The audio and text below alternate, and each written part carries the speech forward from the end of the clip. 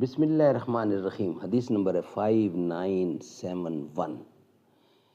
حدیث نبوی صلی اللہ علیہ وآلہ وسلم قال النبی صلی اللہ علیہ وسلم خیرکم من تعلم القرآن وعلمہ۔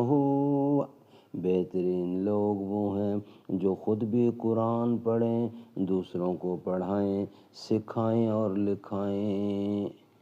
قال النبی انا خاتم النبیین لا نبی بعدی، میں آخری نبی ہوں، میرے بعد کوئی نبی نہیں آئے گا۔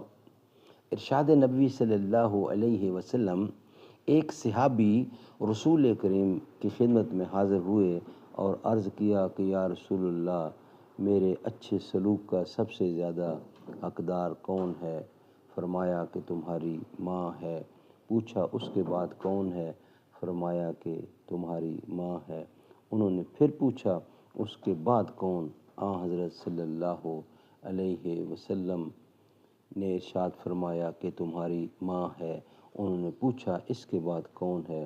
حضرت صلی اللہ علیہ وسلم نے فرمایا پھر تمہارا باپ ہے۔ صحیح بخاری 5971۔